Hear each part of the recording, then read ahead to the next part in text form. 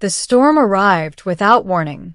One moment, the desert sky above the remote research facility was calm and painted with stars, and the next it churned with violent green lightning. The wind howled across the empty dunes, shaking the metal walls of Outpost Helios like an angry beast trying to break inside. I was the only human stationed there.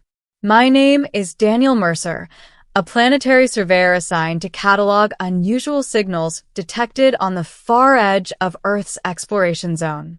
The job was supposed to be boring, weeks of silence, occasional scans, and long hours staring at blinking monitors. But that night changed everything. It began with a signal. At first, it looked like interference, a strange pulse repeating every 7 seconds. I leaned closer to the screen, adjusting the filters. The signal sharpened into something far more structured than random noise. Coordinates. Someone or something was transmitting precise coordinates less than 20 kilometers from the outpost. I frowned. No ships had been scheduled to pass through this sector for months. Outside, lightning flashed again, illuminating the dunes in ghostly green light. Then the alarm sounded. Unknown object entering atmosphere. My heart skipped. The radar screen showed a small craft descending rapidly. It wasn't shaped like any vessel registered in the human fleet. The silhouette looked organic, as if the ship had grown instead of being built. Within minutes, the object crashed somewhere beyond the dunes. I stared at the screen, debating whether to report it immediately. Protocol said I should remain inside until backup arrived, but backup would take 6 hours. And curiosity has always been humanity's greatest weakness. I grabbed my flashlight, environmental suit, and a plasma cutter, then stepped into the raging storm. The crash site. The wind nearly knocked me over as I crossed the dunes. Sand blasted against my visor like tiny bullets. After 20 minutes of trudging through darkness and lightning, I saw it. The wreckage. The craft had buried itself halfway into the sand. Its surface glowed faintly blue, pulsing like a heartbeat. Strange symbols shimmered across its hull, shifting constantly. I approached slowly. The metal, or whatever it was, felt warm even through my gloves. Then I heard something. A soft sound. A whisper. I froze. It came from inside the wreck. Help. The voice was weak, but unmistakably female. I hesitated for only a moment before cutting through the hull. The plasma cutter hissed as it sliced a glowing circle in the alien material. The piece fell inward, and I saw her. She lay among shattered control panels, breathing slowly. Her skin shimmered pale silver, reflecting the faint light of the ship. Long white hair floated around her face, as if gravity barely affected it. But it was her eyes that held me still. Bright violet. Not human. Definitely alien. She looked fragile, almost too delicate to survive a crash like that.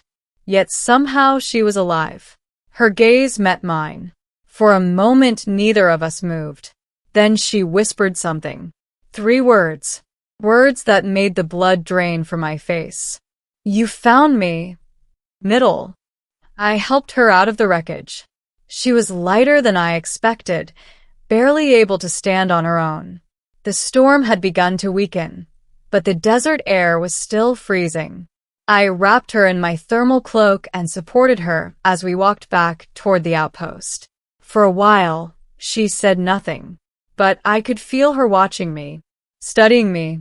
Finally, she spoke again. You're human. Her voice was soft but perfectly clear. Last time I checked, I replied. She gave a faint smile. That's unexpected. I glanced at her. You expected someone else? Yes. Her tone carried something I couldn't identify. Relief. Or disappointment. When we reached the outpost, I brought her inside and sealed the airlock. The warmth seemed to help her immediately. Her skin stopped shimmering as brightly, settling into a faint glow. I guided her to the medical station. Lie down, I said. She obeyed quietly. The scanner passed over her body, projecting dozens of holographic readings.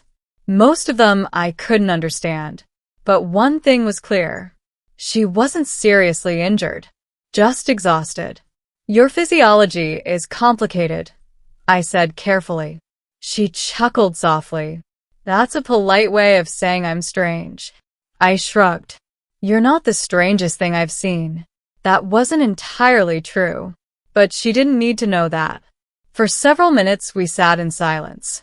Then she asked the question, "Why did you come? To the crash site?"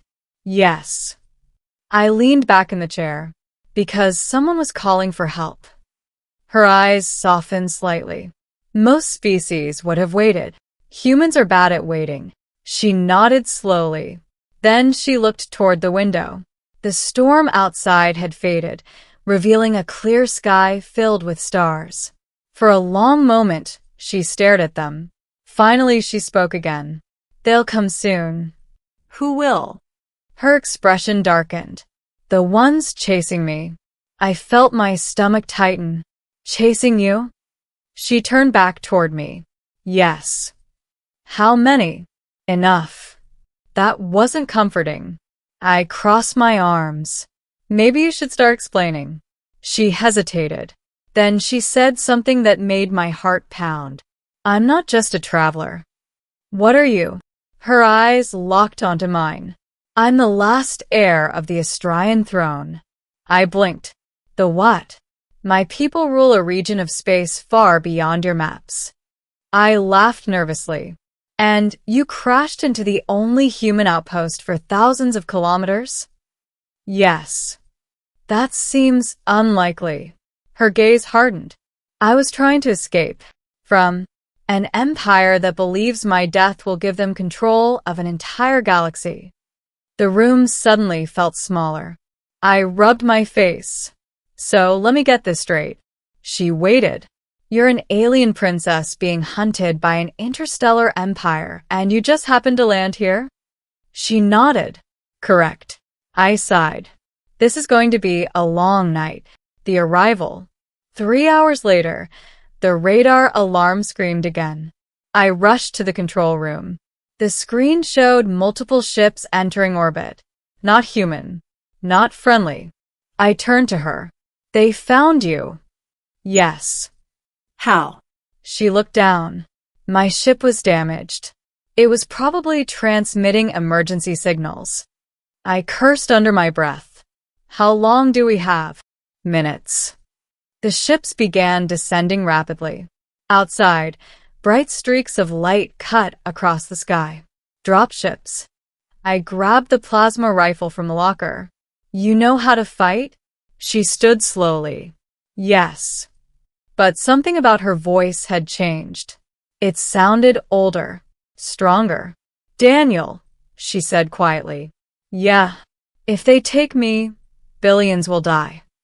Good motivation to stop them. She stepped closer.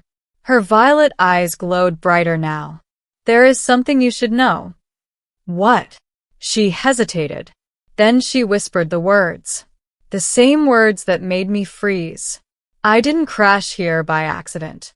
My heart skipped. "You what?" "I chose this place." "Why?" She looked directly into my eyes. "Because humans are the only species that ever defeated the Empire hunting me."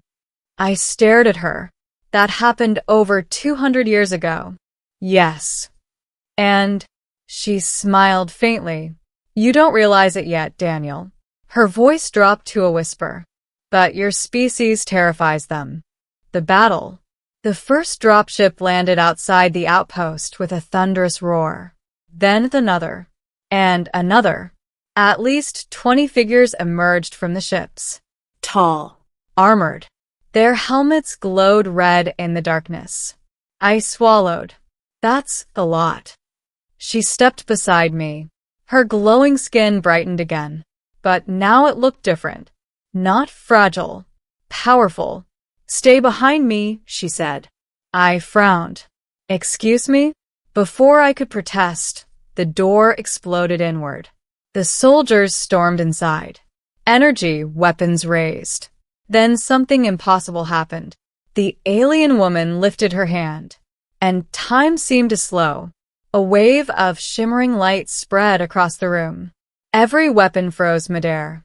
Every soldier stopped moving. I stared in disbelief. What did you just do? Her voice echoed strangely. A small reminder of who I am. She walked forward calmly.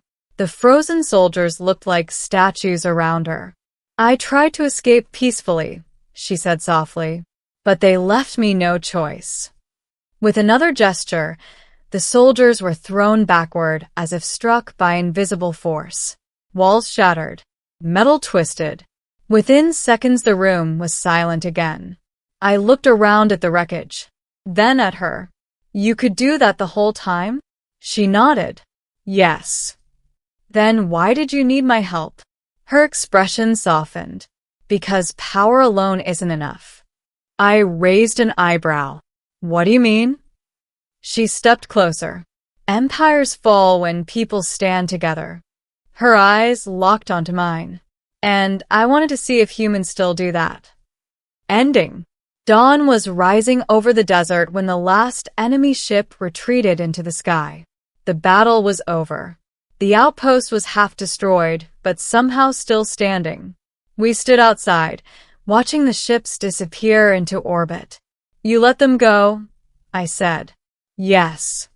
Why? She folded her arms. They will return with a larger fleet eventually. That's not reassuring. She turned to me. But next time, I won't be alone. I frowned. What are you planning? She smiled slightly. An alliance. With Earth. Yes. I laughed softly. You're assuming humanity will agree. Her violet eyes sparkled. I've studied your history. And you never refuse a fight when someone threatens your future. I couldn't argue with that. A moment passed in silence. Then she stepped closer and whispered again. The same words that started everything. You found me. But this time, I understood what she meant. She hadn't just crashed here. She had chosen humanity. And somehow, I had become part of something far bigger than either of us. As the sun rose over the desert, she looked toward the horizon. The war is coming, she said quietly. I checked the rifle in my hands. Then I guess we'd better get ready. She smiled. And for the first time since the crash, I wasn't afraid anymore.